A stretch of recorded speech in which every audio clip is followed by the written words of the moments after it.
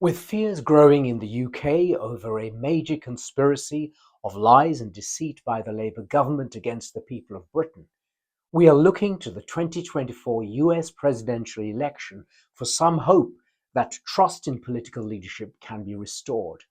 However, since many Brits continue to consume fake news from our legacy media, my brief video here is intended to provide balance by bringing facts and truth.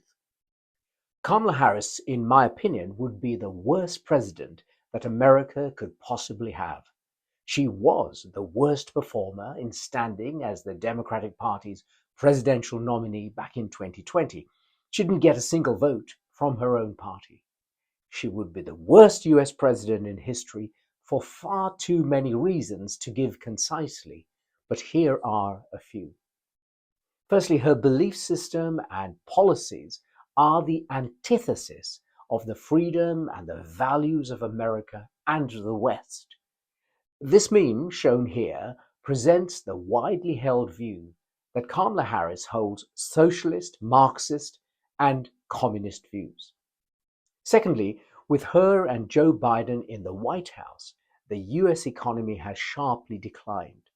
People are suffering, really suffering, with rising living costs, just like here in Britain. Between 11 and 17 million illegal immigrants have been permitted to enter the country there. Hundreds and thousands of Ukrainian lives tragically have been lost due to America's proxy war against Russia.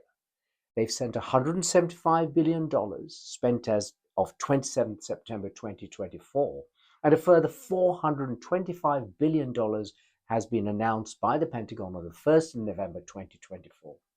Additionally, the worst atrocity against the Jewish people since the Holocaust took place on October the 7th, 2023, and there's been an appalling rise in anti-Semitism since then across America and Western nations. Thirdly, she is hopelessly incompetent in public speaking, and she relies on carefully prepared sound bites, many of which don't stand up to closer scrutiny. She gets a free pass each time from the media. She's not asked challenging questions, and she is certainly not asked anything in depth. She has no leadership experience or ability and would be incapable of fulfilling the office of the presidency domestically.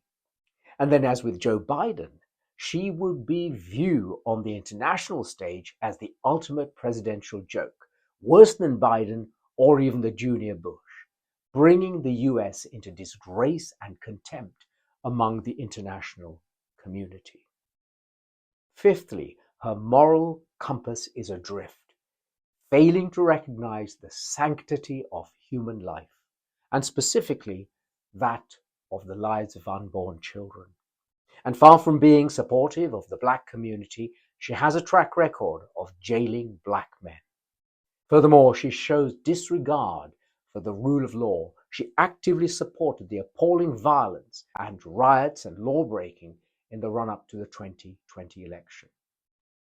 She's also openly anti-God and specifically anti-Christian, both of which bring her into direct opposition with America's deeply rooted beliefs, values, and culture. At a recent Democrat rally, she told two young male students who called out, "Jesus is Lord and Christ is King," that they weren't welcome, but they would be at the rally down the street. And she laughed as the two young men were assaulted and violently forced out of the event. She's had 4 years as Vice President of the United States of America, and she has achieved nothing. Now, the usual outcome for incompetence and non-performance in a job is to fire, not to rehire them. Now, turning to the other side, there's much that could be said of Donald Trump, but the obvious takeaways are that during his term as president, these things happened. Firstly, the US economy grew and the nation became energy independent. Secondly, the US didn't start any wars. Thirdly, the US embassy was moved to Jerusalem, great in recognizing Israel.